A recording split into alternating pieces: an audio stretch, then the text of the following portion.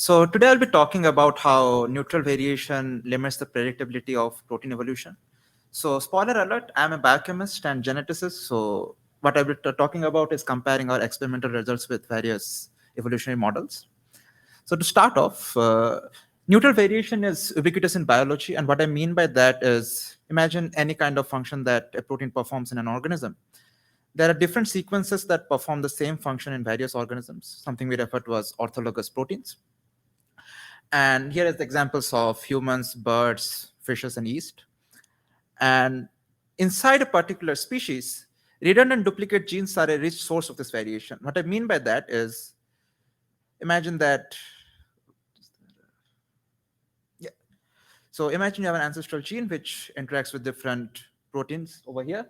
And after a duplication event, your protein interaction network expands. And over time, these two genes accumulate neutral mutations and they have diverged in terms of sequence, but their function is still the same.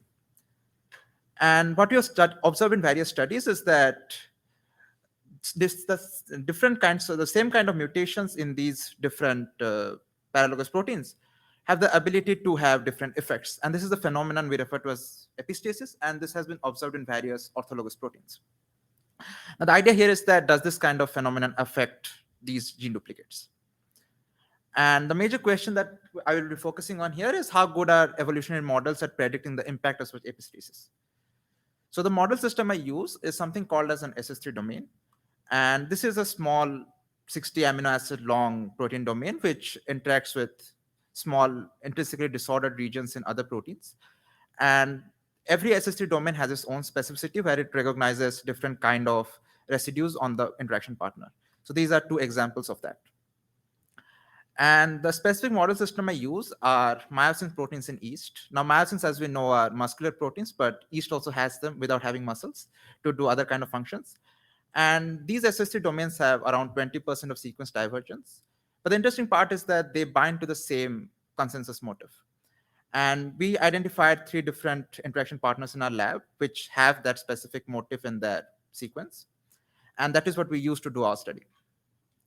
Now, in order to identify how different mutations have what kind of effects on the protein function, we performed an experiment called as deep mutation scanning, wherein we introduce all possible single amino acid mutants in these two SS3 domains. And we perform various biochemical assays, which I won't go into details of, but you'll have to take my word that they are quite robust. And so what do the effects of these mutations look like?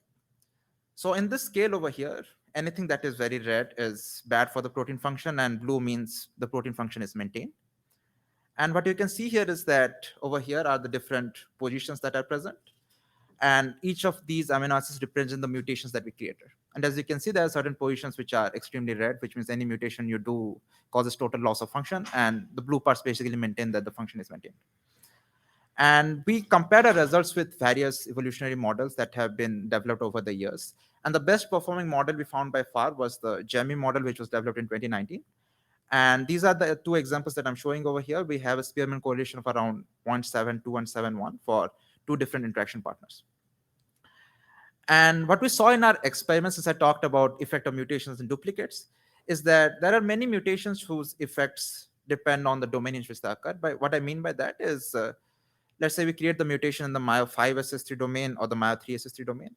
And the first example, the effect that we have, like if you create the mutation in myo5 SS3 domain, the function is maintained more compared to if you create the same mutation in the myo3 SS3 domain. And we also have the reverse case over here where mutations in myo3 SS3 domain have less amount of function compared to myo5 SS3 domain.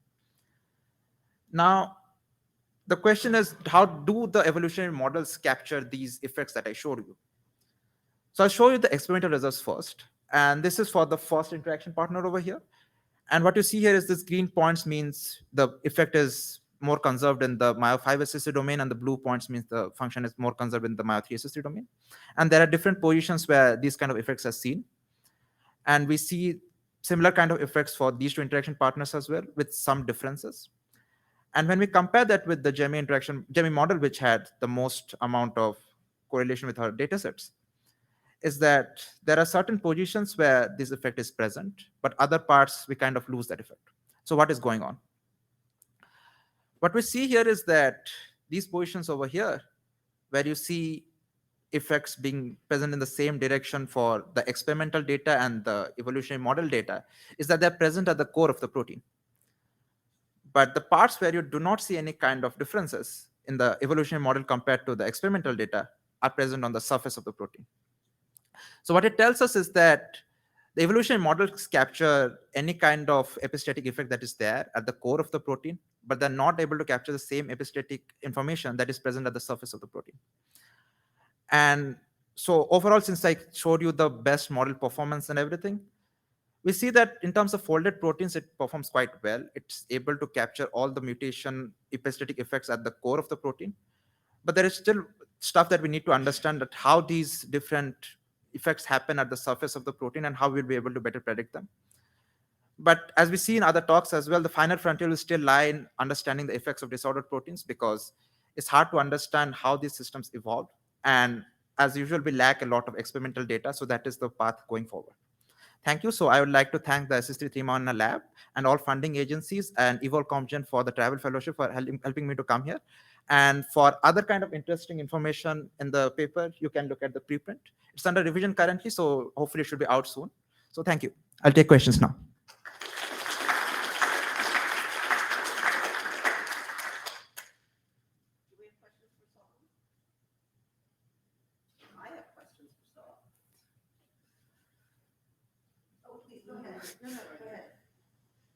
Yes, thanks a lot. So I was wondering, so that the mutational scanning, this is based on a given environment, but the evolutionary one, this is based on all sequences. Yeah. Yes, that are living in very different environments. So how is that making a difference in the evolution and epistasis that is observed? Yeah, so what we saw over here is that the mutations I showed you, I looked back into the sequences where those kind of mutations are actually present in natural sequences. And the differences that you saw, they always occur together in natural sequences. So it's like one of the mutations happening allows the other mutation to fix. So that is the epistatic measure that we're seeing over here. And same with the surface mutations is that they're also present in natural sequences, but the frequency is not that high. So I think that is the reason we are not able to capture it in the evolutionary models. Okay, thanks.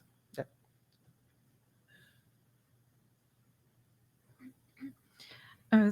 Thank you. Especially it was inspiring, your perspective slide. Like there is huge problems, like challenges in studying co-effects of duplicated genes.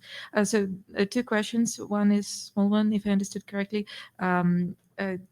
Did you also see like if there's effect of several mutations simultaneously on the same site, or you made only like one mutation?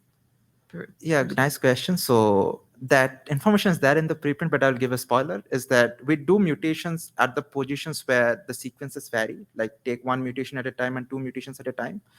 And the sequences that are present in the natural sequences in our GEMI model, those things are replicated over here. Like if we take only one mutation at the same time, those effects are very deleterious, like the protein function is lost. But when we introduce the two mutations at the same time, the protein function is still maintained. So that is what we see.